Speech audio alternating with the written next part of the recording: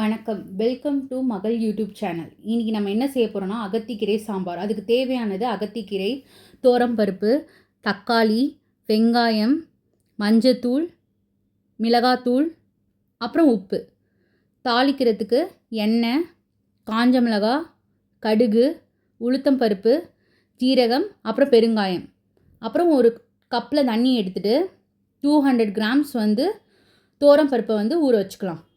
ஏன் ஊற வைக்கிறோன்னா, ஏன்னா வேக வைக்கிறதுக்கு ஈஸியாக இருக்கும். இப்போ நல்லா ஊற வச்சாச்சு. இப்போ அந்த துவரம்பருப்பை இப்போ நம்ம குக்கரில் போட்டு வேக வைக்கலாம்.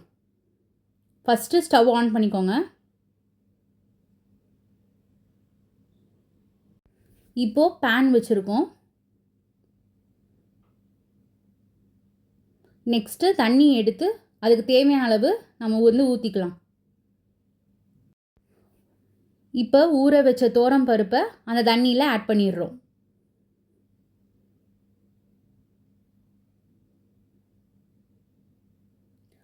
நெக்ஸ்ட்டு இப்போ தக்காளி தேவையான அளவு எடுத்து வச்சதை அதில் ஆட் பண்ணிக்கிறோம். நெக்ஸ்ட்டு மஞ்சத்தூள்,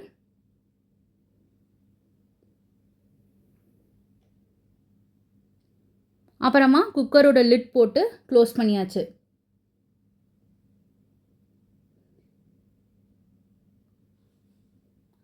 இப்போ லிட்டு போட்டாச்சு மேலே ப்ரெஷர் போடுறதுக்கு.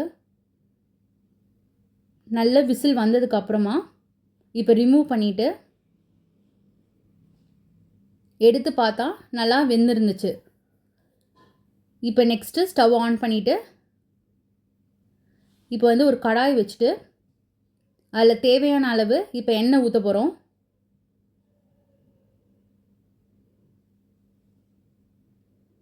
எண்ணெய் ஆட் பண்ணதுக்கப்புறமா கொஞ்சம் ஃபியூ ட்ராப்ஸ் எண்ணெய் ஊற்றினா போதும்.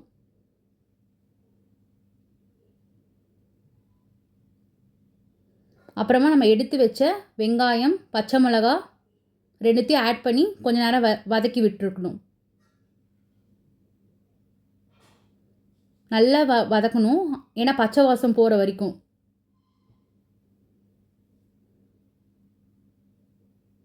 இப்போ நெக்ஸ்ட்டு வதக்குனதுக்கப்புறமா கீரையை நல்லா வாஷ் பண்ணிவிட்டு அதையும் இதில் ஆட் பண்ணிக்கிறோம். கீரை நல்லா கொஞ்சம் நேரம் வதக்குனதுக்கப்புறம் அதில் இருக்கிற தண்ணியே நம்மளுக்கு வரும் மேலே. ஸோ அதனால் கொஞ்சம் நேரம் நல்லா வதக்கிக்கணும்.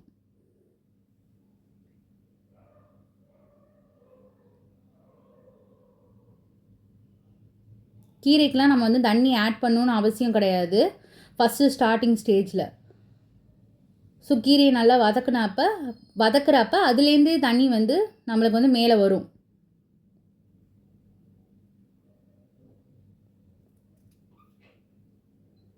ஏன்னா நல்லா வதக்குனாதான் சாப்பிட்றப்ப சீக்கிரமாக டைஜஷன் அதெல்லாம் நம்மளுக்கு இதாக இருக்கும். நெக்ஸ்ட்டு இப்போ என்னென்னா, நல்லா வதங்கி வந்ததுக்கப்புறமா மஞ்சத்தூள், மிளகாத்தூள் நம்ம எடுத்து வச்சோம்ல, அதில் இருக்கிற மிளகாத்தூள் இப்போ போட போகிறோம். தேவையான அளவு காரத்துக்கு ஏற்ப மிளகாத்தூளை ஆட் பண்ணிக்கணும்.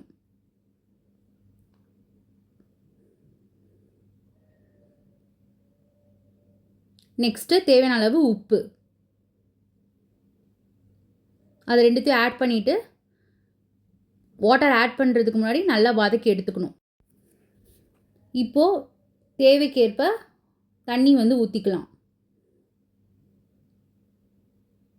அது நல்லா நம்ம கொதிக்க விடணும். நல்லா அதுக்கு நீங்கள் வதக்கி விட்டுக்கோங்க. கொஞ்சம் நேரம் ஸ்டியர் பண்ணிக்கோங்க.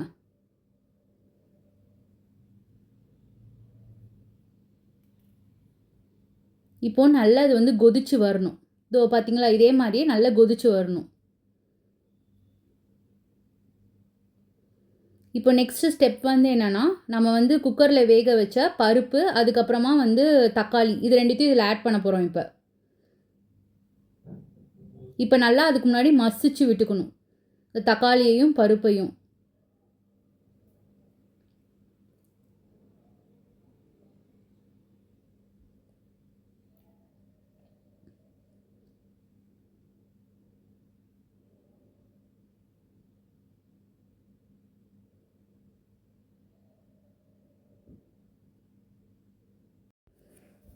இப்போது நம்ம வந்து இந்த கீரையை கொதிக்க வச்சதை வந்து மாற்றிட்டு இப்போ வந்து குக்கரில் வேக வச்ச பருப்பையும் தக்காளியையும் நம்ம கொஞ்சம் நேரம் வந்து ஸ்டவ்வில் வச்சு இது பண்ணிக்கலாம், சூடு பண்ணிக்கலாம். நெக்ஸ்ட்டு வந்து கீரையை நம்ம வந்து இப்போ பருப்பு தக்காளி இருக்கிற இதில் வந்து மாற்றி வச்சிடுறோம்.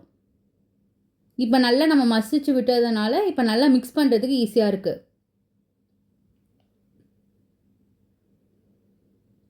கொஞ்சம் கூட தண்ணி ஆட் பண்ணி அந்த பருப்பில் வந்து நம்ம சேர்த்துக்கலாம்.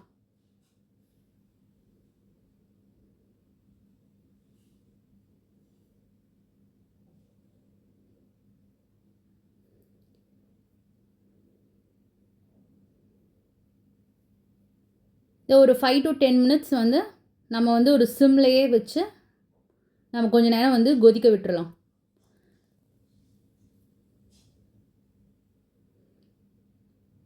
கீரையும் பருப்பு தக்காளி எல்லாமே வந்து அந்த காரத்தோடு ஊறுறதுக்கு கொஞ்சம் நல்லா கொதிக்க வச்சுட்டு நெக்ஸ்ட்டு வந்து இப்போ என்ன செய்ய போகிறோம்னா தாளிப்புக்கு எடுத்து வச்ச எல்லா திங்ஸையும் இப்போ போட்டு தாளிப்பு ரெடி பண்ண போகிறோம்.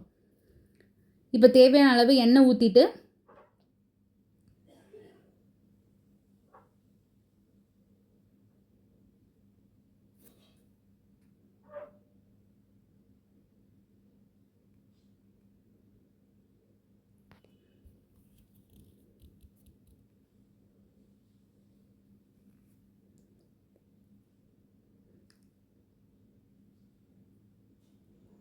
எண்ணெய் கொஞ்சம் நேரம் சூடாகட்டும்.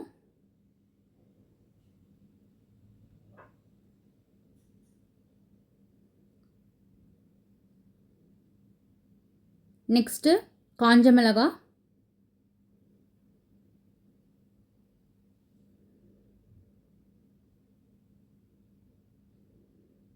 அதுக்கப்புறம் கடுகு நல்லா பொரியட்டும். ஸோ வந்து வெயிட் பண்ணி ஸ்லோவாகவே போடலாம். நெக்ஸ்ட்டு வந்து உளுத்தம் பருப்பு, நெக்ஸ்ட்டு ஜீரகம்.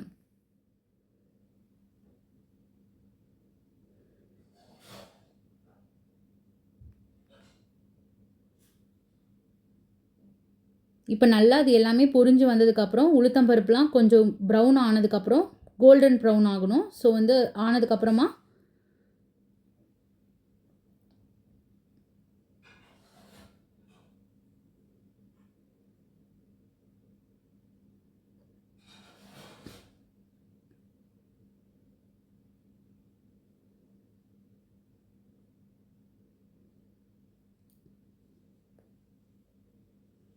நல்லா பொரிஞ்சு வந்ததுக்கப்புறம்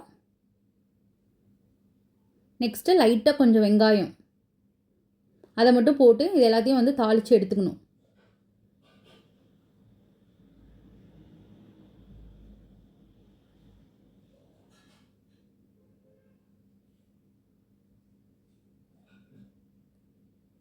வெங்காயம் வந்து நல்லா வதங்கினதுக்கு அப்புறமா தான் வந்து நம்ம தாளிப்பை வந்து இதில் கொட்டணும். ஸோ கொஞ்சம் நேரம் வந்து வெங்காயம் வந்து நல்லா வந்து வதங்கட்டும். ஏன்னா ராவாக ஆகிடக்கூடாது. ஸோ அதனால் வந்து நல்லா வதக்கி எடுத்துக்கணும்.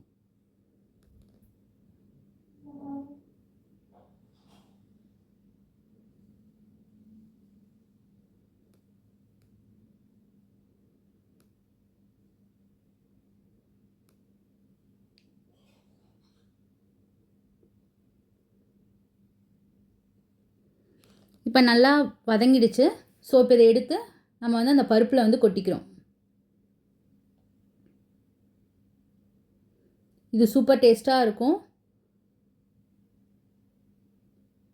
ஸோ நீங்கள் சாதம் இல்லைன்னா வந்து சப்பாத்தி அது மாதிரி இதில் வந்து நம்ம வந்து பேர் பண்ணி நல்லா சாப்பிட்டுக்கலாம். ஸோ இப்போ இதுதான் வந்து அகத்திக்கீரை சாம்பார் செஞ்சாச்சு. இப்போ நம்ம இதை எதோடு வந்து சாப்பிட போகிறோம்னா சாதத்தோடு சாப்பிட போகிறோம். எங்கள் வீட்டில் இன்றைக்கி வந்து சாதம், அதுக்கப்புறமா வந்து கருணக்கிழங்கு, அப்பளம், அதுக்கப்புறம் மோர் மிளகாய்.